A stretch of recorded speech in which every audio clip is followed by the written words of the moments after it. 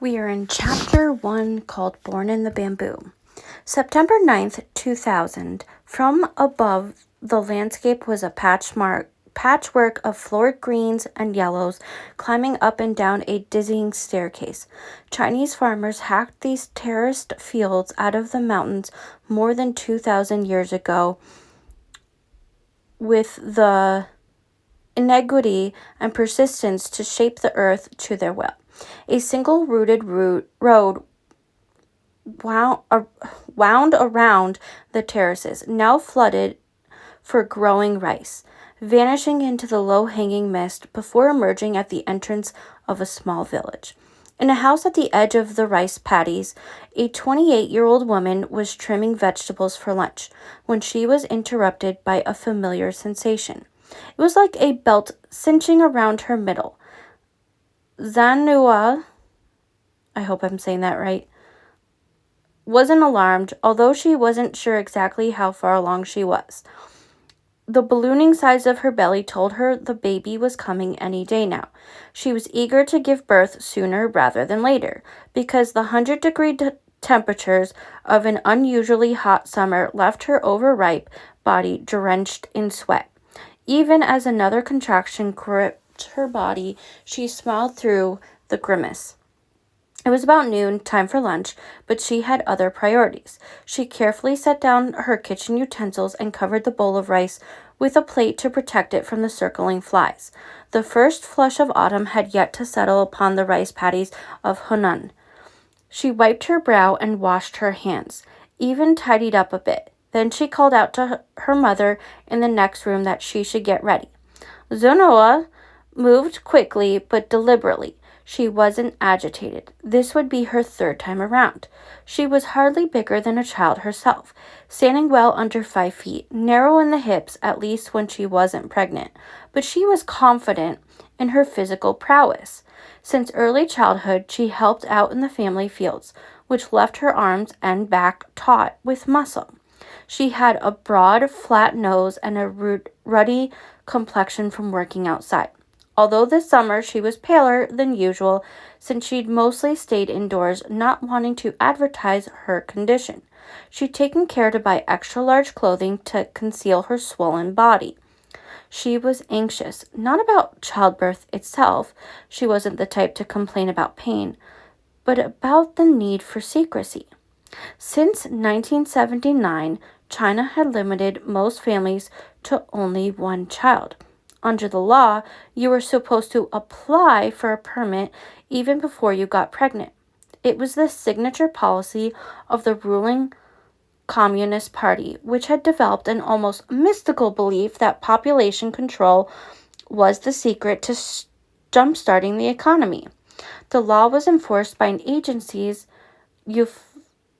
euphemistically known as the Jisheng Ban, literally planned birth or family planning agency. It didn't actually plan or advise so much as punish. Violators could be fined more than a year's wages, their homes demolished, and property confiscated. If you were visibly pregnant without a permit, you could be hogtied and hauled away for a forced abortion. Then they'd send you a bill for the favor. No matter that the village where Zanhua grew up in Hunan province was deep in the mountains, almost an hour's drive from the nearest government offices, or a 2-hour walk when mountain roads were washed out. The law was never far away. The village was full of spies and the Communist Party loyalists who might rat you out. The Communist Party ruled here with impunity. Hunan province is in more ways than one the heartland of modern China, with a population as large as that of France. Hunan is a landlocked province smack in the middle of the country, just below the Yangtze River. The founder of modern China, Mao Zedong, was a Hunan man born about 100 miles away from Zanhua's village in Shaoshan, roughly the same neighborhood, although not nearly as mountainous nor as poor. Mao was the son of what the Chinese called a prosperous peasant. He was educated in the Hunan provincial capital, Changsha, where he read the classics and organized one of the first branches of the Socialist Youth League. In 1927, he led a few hundred peasants to become guerrilla fighters in the Xinjiang Mountains, which bordered Hunan and Jiangxi provinces, would become known as the cradle of the revolution. Mao was inspired by the plight of Hunan's peasantry and the need for land reform. Hunan is the largest rice-producing province in China. Its semi-tropical climate, just warm enough, the rainfall generous, and the soil red and fertile. It should have been a place of abundance, but rice farming was a precarious existence. Rice farmers survived at the mercy of floods, droughts, and unscrupulous landowners who often demanded most of the crop in rent. When he founded the People's Republic of China in 1949, Mao vowed to redistribute the land and liberate the underclasses from the tyranny of the ruling class. Instead, it got worse. Farmers were forced into inefficient communes that were required to sell most of their grain at below market prices for export abroad. Farm equipment and kitchen utensils were melted down in the backyard furnaces to create steel. This was all part of an ill-conceived vision to turn China into an industrial powerhouse that would rival the United States and the Soviet Union. But the furnaces produced pig iron of such poor quality that it was of little use. Meanwhile, fueling the furnaces led to widespread deforestation. The diversion of the workforce away from agriculture resulted in a famine. An estimated 45 million people died during what was known as the Great Leap Forward. It was followed by another man-made disaster, the decade-long Cultural Revolution, in which the intelligentsia, or anybody perceived as elite, were eradicated in the name of class justice. Neighbors were goaded into persecuting one another. The madness endured until Mao died in 1976. His successors wasted little time in rolling back the worst of his excesses. At the time of Zhang Hao's birth in 1973, China already was on the cusp of reinventing itself. Although Mao's portrait remained on everybody's walls, the country had started to wriggle free of the strictures of doctoring communism. In Zhang Hao's village, farmers took it upon themselves to dismantle the communes even before the land was legally distributed to households. Although they didn't own the land outright, they earned the right to farm their plots individually. Productivity soared. Zhang Hao was told she could be grateful for the food of the land, the rice, sweet potatoes, and cabbages grown on her family's fields. Unlike her parents, she didn't have to survive on wild grass, roots, and bark. Her father had a job at a state-owned factory that made dishware. It was an hour's walk away and paid a tiny salary. But there were perks, like an occasional bundle of pork or chicken. She wasn't starving, but she was still hungry. The village, then called Shenghong, literally on the yellow, was poor even by the standards of one of the poorest countries in the world. It was so wild that until the 1960s, tigers were still seen in the nearby mountains. The steep terrain dictated that the terraced fields be small and irregularly shaped, with little of the postcard perfect symmetry that attracted photographers to the undulating green terraces elsewhere in China. The houses were built mostly of wood, weathered and flimsy, bricks still outside of the reach of many villagers. The roads were poor to non-existent. Zhang Hao occupied an unfortunate position in her family's birth order. As the fourth of 6 children and the third daughter, she wore her older siblings' hand-me-down clothing, so threadbare it was beyond patching. When her parents went to the township for the market, held every 5 days, she begged her mother to buy her clothing of her own. "Only if you work harder," was the retort. That was impossible because she already worked all the time. As a small child, her work began at dawn when she tended to the oxen. She weeded the fields and washed laundry, an ordeal without running water or soap. It required multiple trips to the well since she was too small to carry more than one bucket of water at a time. She cared for her younger siblings, hand-washing diapers made of old clothing. From the time she was 7, she prepared her own meals since her parents and older siblings were busy with their own work. Her village had an elementary school housed in 4 ramshackle wooden buildings, one for each grade. An empty lot served as the playground.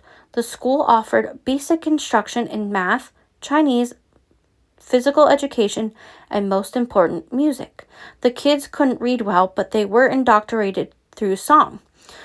Without the Communist Party, there will be no new China. The Communist Party toiled for the nation. The Communist Party of one mind saved China. It pointed to the road of liberation for the people. It led China toward the light. Zanhua attended the school but rarely finished her chores, quickly enough to get there by the start of the day. She also had in tow one of her baby brothers. There was nobody else to take care of him. The teachers were sympathetic. Most people in the village were relatives, so they understood her predicament. Nonetheless, the toddler fussed so much that the school eventually asked Zanhua to leave. As a result, she dropped out after 3 years and barely learned to read. Later in life, when she asked what were her happiest memories from childhood, she said that she had none. Okay, I want to pause there. I can only compare this to what I have experienced and what I know of from the U.S. So let me make this very clear. I am not negating anything that she has experienced, right? Or those that continue to experience this. And I'm sure that rural towns in many countries have similar experiences, right? Here in the U.S., while our education system is really bad, when you are in more rural areas, you get not necessarily the best education, especially if you are in a red state. Now, that being said, I currently live in a blue state. I've lived in red states. I don't recommend it. Food is great. Education and politics, not so much, my opinion. All right, anyway. The thing is that, even as I've been researching adoption through different points in time and in different countries, they rarely make it a point to educate the young children, to educate, especially girls. So she's already having to not only do physical labor, but also mental labor, emotional labor for her family, financial labor, right? She's not even allowed to have her own clothing. It's all hand-me-downs. And don't get me wrong, hand-me-downs are not per se the issue. They come in handy. That's why they're called hand-me-downs, right? It's more so that they're so worn because it's gone through several children. She doesn't have anything of her own, right? And it's not like they could patch it up. It's not like they have the finances to get new clothing. But also it doesn't really give you the chance to be unique, right? But she also has the responsibility to care for her siblings. This is abuse in many other ways. Now, I'm putting this in the psychological realm of abuse, okay? I'm not saying that her family meant to neglect her, right? I don't think that they had the intentions to abuse her. I just don't think that, and like I say, this goes for many other families around the world that are in similar situations. poverty, and let me make it clear, poverty itself is not the neglect, okay?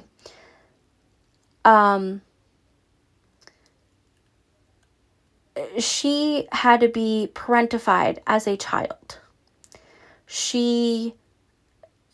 They didn't have the resources. And really, let me say that this really comes down to the government, which, again, huge issues with governments all around the world. There was no choice, right? They are surviving, okay? Surviving.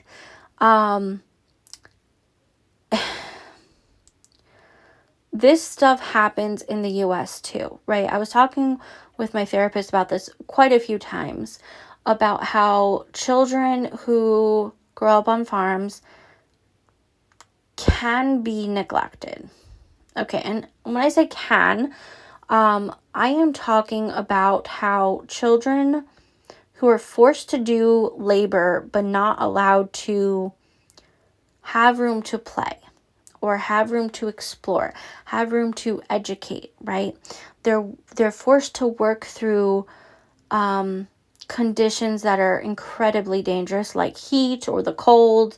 Like right now, we're dealing with a blizzard. That in itself is neglect. Having chores in general, not neglect, right? But it's not allowing them to have, not only not have opportunities, I know not everyone can, but working them through dangerous weather conditions, right? For example. So, I'm just gonna throw out I'm just gonna throw out an example here, okay? You're on a farm, you're the child. Okay, you have your regular choice. Get it. I get it. Let's say it's haying season. So we're talking like August, and it's super hot out, where midday temperatures are getting to the 100s, okay? The sun beating down. No, the hay has to get done. You have to hay. However, sending a child out, right, especially a child, but sending a child out, or anyone, in that temperature, when they have no choice, they're not getting breaks, they're not getting water, it's midday.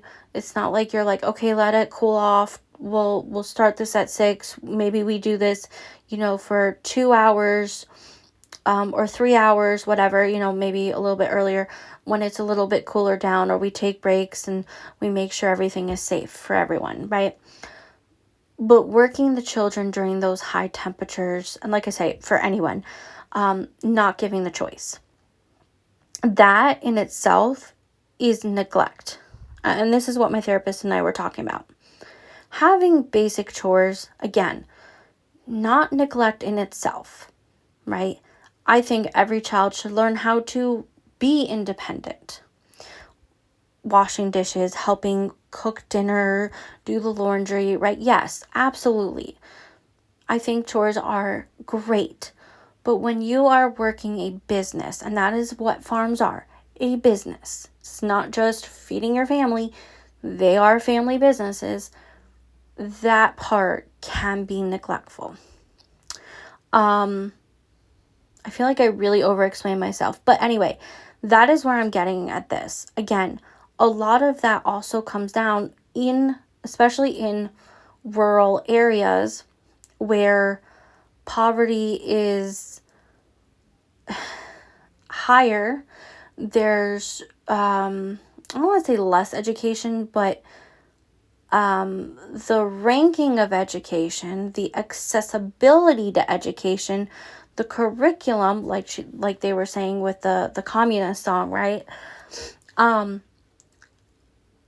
People that want to be dictators or tyranny, or really just don't, and this can go for a whole lot of different types of government, right? anyone in that manner want their people to be as dumb as possible.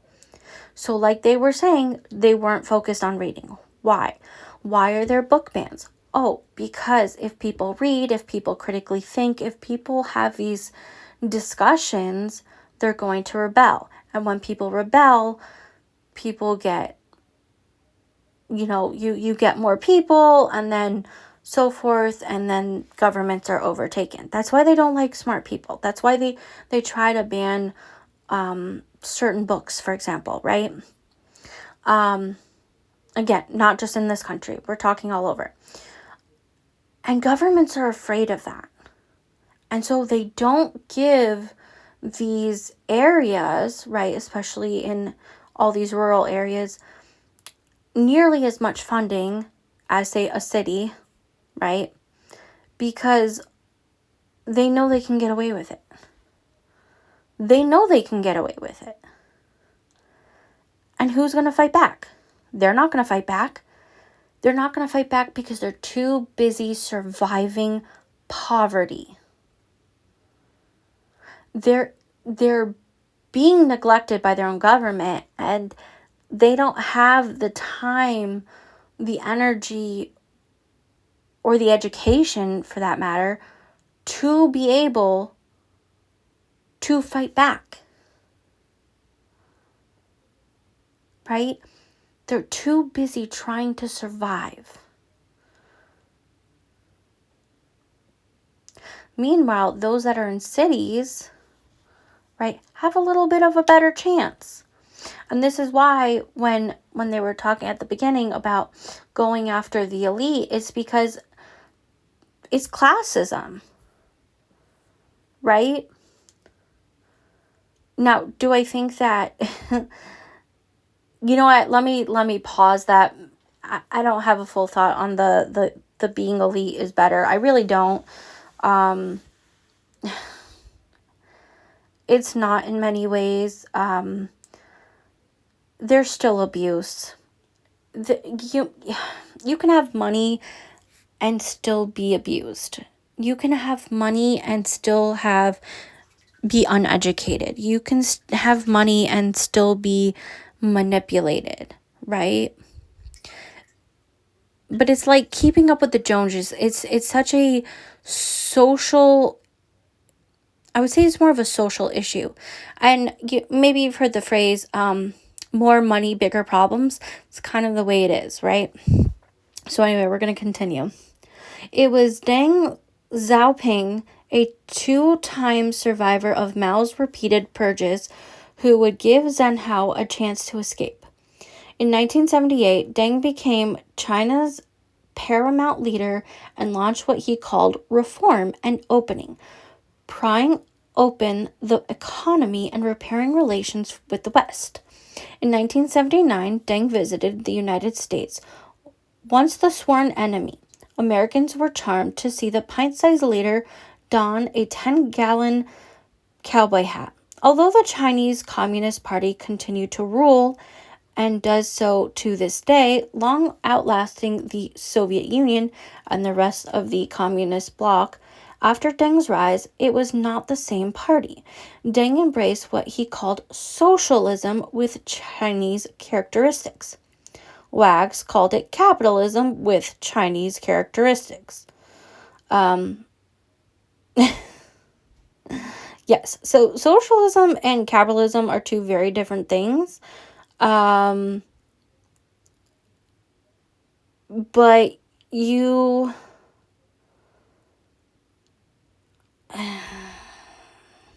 was going to say you can't have socialism without capitalism, but I kind of feel like that's wrong. Put down in your opinion what you think. I'm going to just say I feel like capitalism is just, I feel like we're just stuck on capitalism, and I feel like almost anywhere you go, it's just some form of capitalism in front of communism, socialism, blah, blah, blah, right? Anyway, let's just keep reading. Now the party was all about making money, to rebuild legitimacy in the eyes of the people. The Chinese needed to get rich, and it would be acceptable to let some people get rich first. Contrary to popular belief, Deng did not say it was glorious to get rich. Zanhua's family would not be among those getting rich, but they did get a little less poor. In 1985, Deng lifted controls on domestic travel. Until then, it had been a crime to live or work outside the place you were registered, leaving villagers tethered to their impoverished villages. Zhenhua was turning 13, just old enough that she could be sent out with her older brother, a sister, and a brother-in-law. They had a simple trading business. They bought school bags and suitcases wholesale from a factory in Shaoyang, the nearest big city, and sold them retail on the streets. It was an opportune time to sell bags, as millions of Chinese like them were on the move, needing to transport their possessions as they left their villages. The siblings took their merchandise to sell in the neighboring Jiangxi province, which was closer to the east coast and slightly more prosperous. Joining the lowest rung of peddlers, they didn't have a stall at one of the markets. Instead, they fanned out during the day to well-trafficked locations and spread their wares on a tarpaulin on the street. Zhanhua was usually working alone, which was intimidating for a shy, still very small teenager. But she was a quick study. Despite almost no formal education in math, she was good at bargaining with customers. After being fleeced once, she figured out how to spot counterfeit bills. Even after sending money home, she had enough left over to buy her own clothing. She bought trousers for her little brothers. She didn't begrudge the better opportunities afforded the boys, and she helped support their education. She was proud to be one of the first girls from her little village to chuku, literally to go out. It was a term that defined the lifestyle of millions of Chinese similarly escaping their village to work. Chinese migrants are expected to come home for the Lunar New Year, a holiday so baked into the calendar that businesses close down for weeks. No matter where you live or your professional status, people return to what they call Laojia, the old home. So much of the country is on the move that it is the largest human migration in the world, albeit only for a few weeks. The year Zhanhua was turning 20, she decided to buck tradition and work through the holiday. She figured she could sell off her remaining inventory, since people needed bags to transport the gifts they were buying and receiving. And those who received cash or bonuses would be relatively flush. Her father, though, was insistent. Forget about the bags. Come home. When she arrived, she found out why. Modernity had nibbled away at only so much of tradition. Her parents had hired a matchmaker for her. Even though girls were allowed to go out to work, even encouraged because families wanted their earnings, they weren't supposed to have a social life. It was frowned upon for them to meet somebody on their own. Worse still, somebody from another province, since the custom was for daughters to live with their husband's family after marriage. Parents wanted them nearby, but not in the same village. People in villages were usually related to one another and aware of genetic risks. They needed matchmakers to find the right person. The young man selected for Zhanhua was invited to her home for an introduction. At first, she was disappointed. Zhang Yaodong came from a village called Jiaofeng, literally High Phoenix, at the top of a 400-meter mountain of the same name. It had no shops, no little businesses, nothing but a few hundred households, often hidden in the low-hanging clouds. Her own village, Shaohong, was barely a mile away, but it was down the hill, in the direction of the main town. Zhanhua hoped to advance her situation in life by moving to a more urban area. In China, you always wanted to go down the hill, not uphill. Yongdong was barely taller than she was. In China, height is proxy for social status, and it was evident from his structure that he had been poorly nourished as a child. The Zhengs were rice farmers, and they raised pigs, but they didn't have the perks that Zhenhua's father enjoyed from the factory. Chinese use the expression family doors of equal size, matching young people of similar economic standing. The Zheng family didn't quite live up to that standard. Zhenhua thought about saying no. This was the 1990s, after all, and a young woman had the right to reject her match. But the quiet young man felt right when he stood up next to her. He had a slim, limber physique, a narrow face, and a long, sloped nose, a feature prized by many Chinese who associate the look with the Manchurian rulers of the north. Side by side, they looked like a pair of gymnasts. Unlike her brothers, who could be loud and boastful, he was soft-spoken and gentle. He didn't show his teeth when he smiled, but pressed his lips together as though enjoying a private joke. He had been educated through junior high school and was comfortably literate, much better at reading and writing than most in his social class. He didn't smoke cigarettes, which made him an outlier among Chinese men. He rarely drank. A few months after their introduction, she agreed to get married. They had a large engagement, setting up 10 tables in front of her house and serving bottles of Baizhua, a cheap white liquor, to neighbors and family. Zhenhua and her fiancé were not so much a romance as a partnership in life and in business. Yodong was a hard worker Yodong was as hardworking as Zhenhua. He accompanied her to Jiangxi province to sell bags. With a partner, business improved. They began to save money so that they could build their own house. Engagements were more important in the village than weddings, so it was no scandal for them to live together. By the time they were formally married 10 months later, Zhenhua was already pregnant. Their first child was born in 1995, a healthy baby girl. They named her Ping, a popular name meaning even or calm. They were happy to have a daughter. Under a loophole in the family planning laws, rural families were entitled to have a second baby if their first was a girl. Zhenhua and Yodong were born before the implementation of the one-child policy. Her family had 6 children, his had 7, and having only one child felt unnatural. As much as Zhenhua resented her lowly position in the birth order, wearing hand-me-downs and caring for little brothers, she took comfort in the size of her family. She was close to all of her siblings and was relieved that her daughter wouldn't be an only child. Under the law, Zhenhua and her husband were supposed to wait for 5 years before the second birth, but they were impatient. When Zhenhua got pregnant again the following year, family members advised her to get an abortion. Abortions were a common and inexpensive method of birth control in China, but Zhenhua resisted. Their second daughter was born in 1997.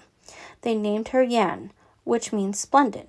She was an adorable baby, and they were immediately smitten. But for the first time in their lives, they understood they had done something illegal.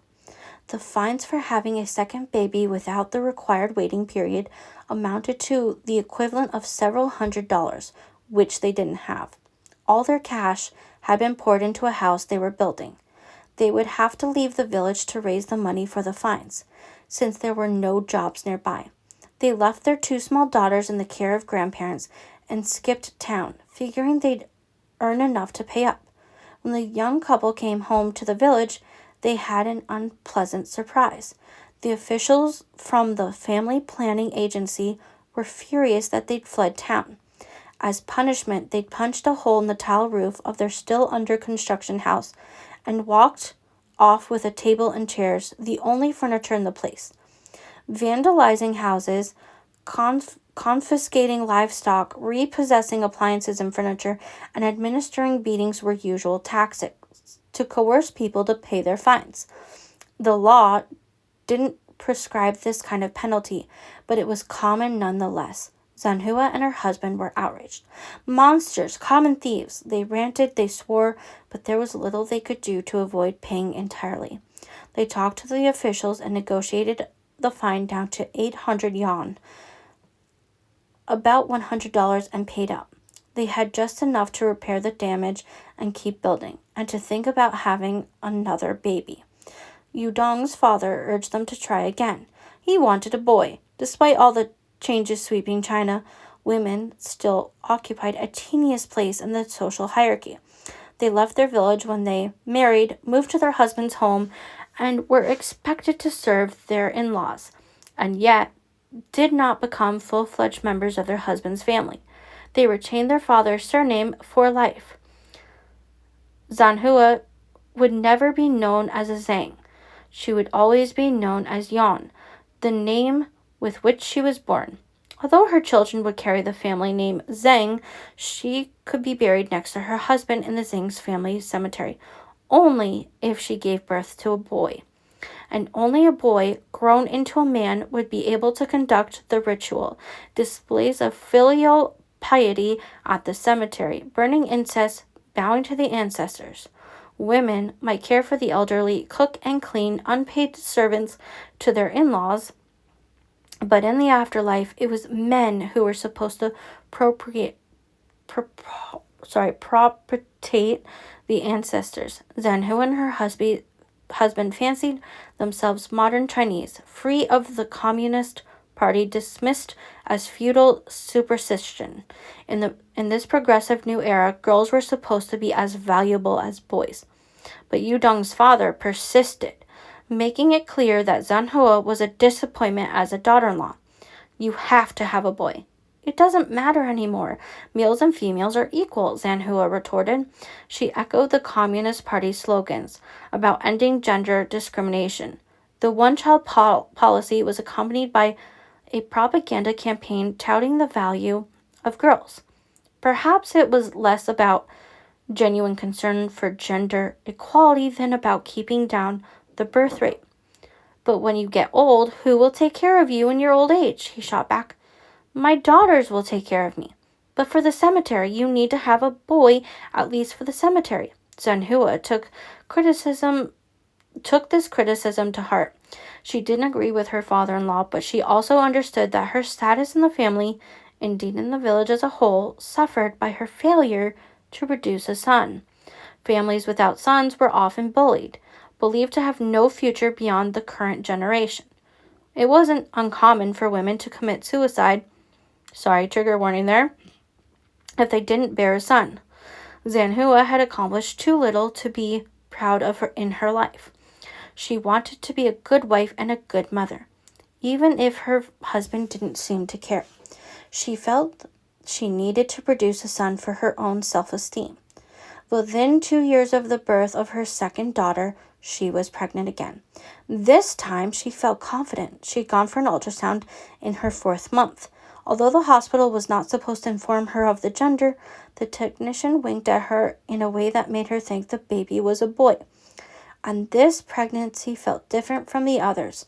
She was more tired, her complexion sallow and splotchy. Her belly was also much bigger. It protruded like an overinflated basketball. Zanhua and her husband rejected the folk wisdom of the elders to eat sour food for a male offspring.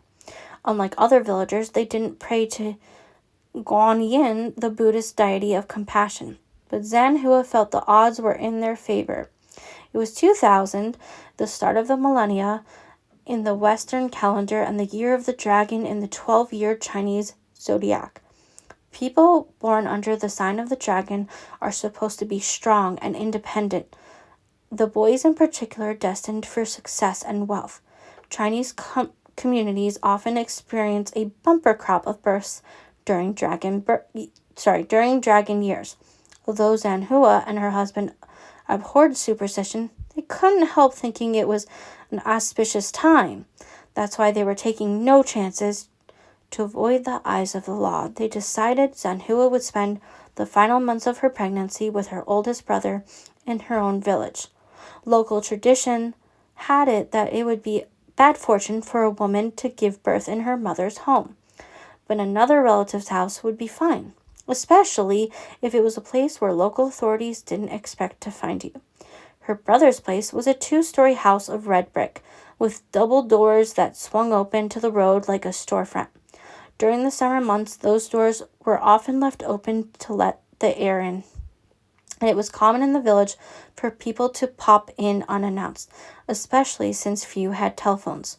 More secure, there was a hideaway behind the house, where the land sloped downward into a thicket of bamboo and a swampy pond. The bamboo was used for every conceivable purpose, for carrying poles, baskets, furniture, but it was also provided the necessary privacy. Next to the bamboo, Zanhua's father had planted 200 young pomelo saplings, which had matured into nearly full-grown trees. Citrus grows well in Hunan's warm, moisture climate, and the fat pomelos were sold at the market, an extra source of cash for the family. Okay, sorry, I'm going to pause there for a moment.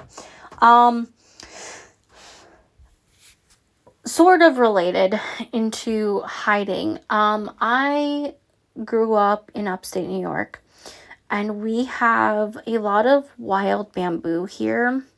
It's very invasive. It's a different type of bamboo than in China of what we're talking about. But when it comes to privacy, it grows so thick and so fast. And by the way, it's really beautiful, even though it's invasive. But and we do have it on the farm. But I remember learning of this game. We called it camouflage. It's really called hide and seek.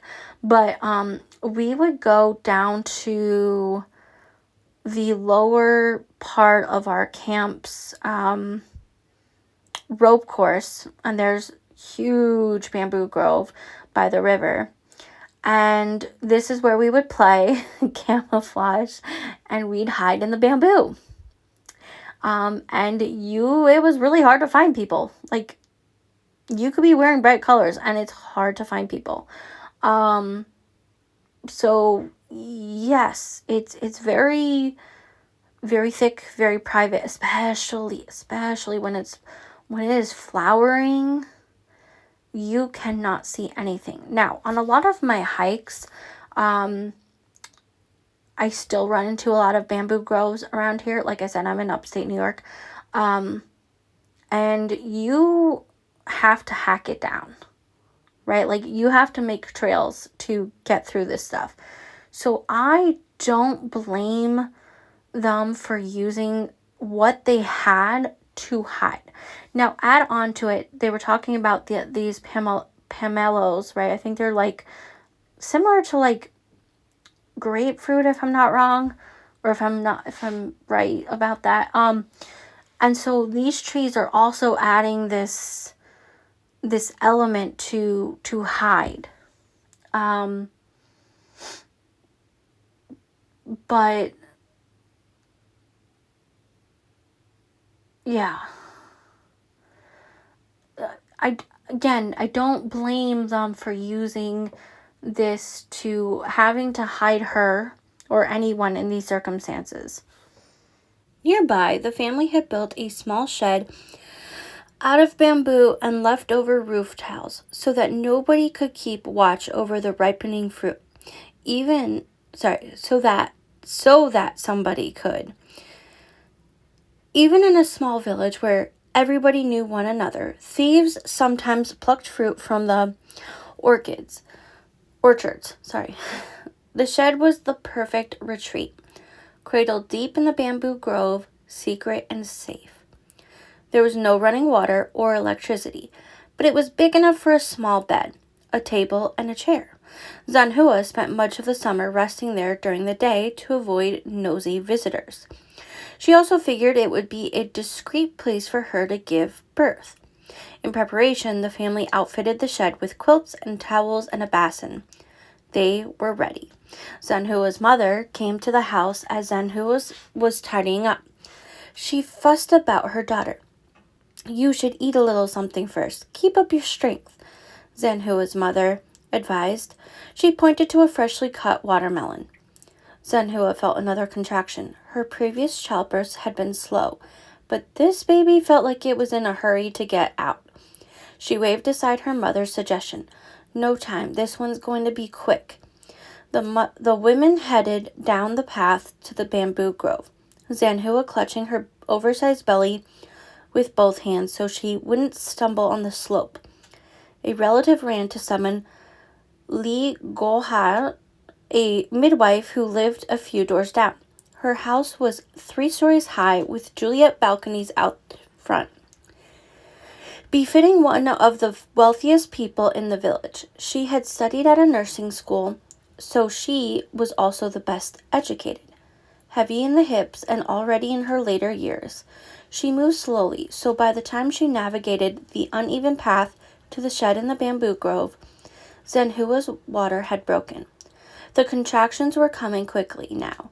Zenhua arranged herself on the small bed and clenched her mouth to avoid any moans or screams that could alert somebody lurking nearby. She felt like an old pro at childbirth. A contraction, a grimace, a push. This seemed like an uncomplicated birth, easier than the previous 2. A few more pushes and the baby's head was crowning. The midwife barely needed to pull. The midwife was quiet, uncharacteristically so. She was a talkative woman who usually kept up a cheerful patter to distract her patients from the pains of labor. From her silence, Zenhua understood. Zenhua turned her head to the side rather than look the midwife directly in the eye. They didn't need to voice their disappointment. But the girl seemed healthy enough. Perhaps not as big as Zenhua had expected, given the size of her belly. Maybe about 5 pounds. Her color was good, and she let out a reassuring wail to announce her presence to the world. Zenhua tried to roll onto her side to get up off the bed to take a better look at her newest daughter, but something seemed off. Her cramps hadn't subsided. She felt her innards were alive with something wriggling inside her. She tried to arrange herself more comfortably on the small cot as the midwife peered between her legs at a protruding foot. "Wait, there's another one," yelled the midwife. In China, the family takes so this is notes. In China, the family takes precedence over the individual.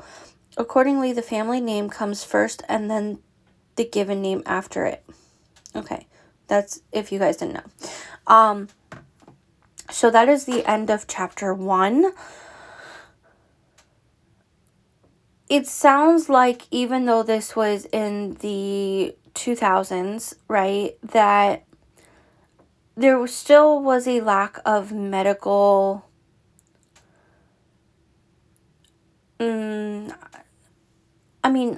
how am I trying to access to medical, even for these rural areas. We're in 2025, so let's get this straight. This is 25 years later, and here, like I said, I'm going to talk about experiences in New York. There's still a lot of lack of access to good medical stuff, right? I personally have to drive over an hour to see certain doctors, if I needed surgery, if I had to give birth, for example. So I can just imagine how inaccessible some of these countries are, or, these rural areas where you have to go so far, and then you may not even be able to afford it because of health insurance, right? At least here in America, where we have to pay for health insurance. But even, I've heard things about even places that have, everyone has access to health care, like Canada or the UK, that there's still issues within medical fields, right? Either one, doctors are leaving and coming to countries like America where they can actually make more, or 2, it's hard to get a doctor's appointment, right? They are so far out that you have to wait 6 months, a year, 2 years to even be seen, which is ridiculous in my opinion. So I'm going to give you a little bit of experience from here. I know this isn't directly related to birth, but as I was saying, I have to go, an hour plus away. But a lot of doctors, specifically doctors, are not either part of the system or they're leaving. And so in order to see someone, you may have to go even further, right? There was a specialist that I had to see, and I had to drive, I want to say it was like 2 hours away, just to see a specialist, which took all of like 15 minutes. It utterly ridiculous. I mean, don't get me wrong, we made a day of it, so it wasn't that bad, but I hope you guys get the point. Like, it's crazy that we have these issues. Now, when it comes to childbirth, you cannot know exactly when your baby is coming. You don't know the complications. Everyone's different. And I will say that, even though I was privileged to be giving birth in New York City in 2013, right after Hurricane Sandy, I was in a hospital. I had good doctor. I had a good OBGYN. I still had a lot of complications, and we're seeing this today with Black women who are still being treated terribly by the medical field, right? There was recently at least 2 stories where they were forced to give birth outside the hospital, right, or on the way to the hospital because they wouldn't listen, and there were complications, right? So you can only imagine what Zanhua was going through with these complications. Her baby's breech, her second one, she didn't even know she was pregnant with a second child. And yeah, that does happen, but it's rare if you have medical access to medical doctors and OBGYNs and etc. But if something were to happen, she doesn't have much time, or they don't have the medication. They're so far out from a hospital, right? You would need, I don't even know if helicopter, getting a helicopter in and getting her to a hospital would save her life, right? Like, it could literally take minutes. God forbid something bad happened. So, I'm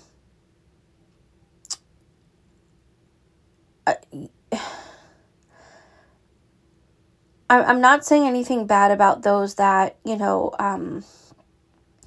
choose to give birth at home or have a midwife. Let me say that. I think that just she didn't even have the option, right? And then on top of that, to have this pressure to have a boy. And let me say, like, here, even in the United States, you see these gender reveal parties, and I hate them, but we're going a little off topic. But here's the point. My point is that you see some of these expecting parents so disappointed that they're not getting the gender they wanted, especially when it comes to getting a boy, right? People are like, oh, are you ever going to try for a boy when they have so many girls? And it's like, people really want sons. We are in such a patriarchal, I would say, world, right? Where, well, yes, she doesn't take her husband's last name, she still has her father's, right? It's not based on her mother. It's not like she gets to choose. And the only way she's even accepted into her husband's, family via in-laws is if she ever has a son. So it's this expectance of she like, in order to achieve something, right? And I feel like this is such a huge issue for women, especially. I know we're getting off topic with adoption and stuff, but like, it's this putting this job on a young woman to not only bear a child, right, bear multiple children, but they have to be a boy, right? And let's just start with, it's the sperm that decides whether it's a girl or a boy. But yet they always blame the woman, right? Like, hello? What? And then they always blame the woman if there's a disability, right? Or chronic illness or something like that, right? Women are always put down. You can't be too skinny. You can't be too fat. You have to work, but you can't work too hard. You got to take care of the children. You got to take care of your husband, etc. It's like women cannot win in this world. And it is so utterly frustrating. And then to be in such a position, right, because of family. So not only do we have these social norms in the world, but then you have your your particular culture, right?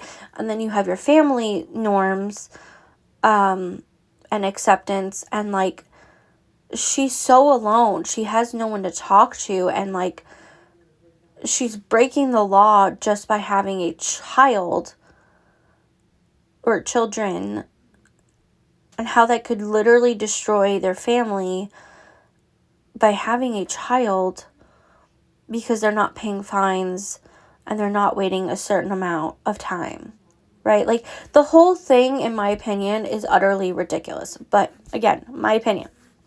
All right, come back later today for chapter 2, Comeuppance. We'll be reading that shortly.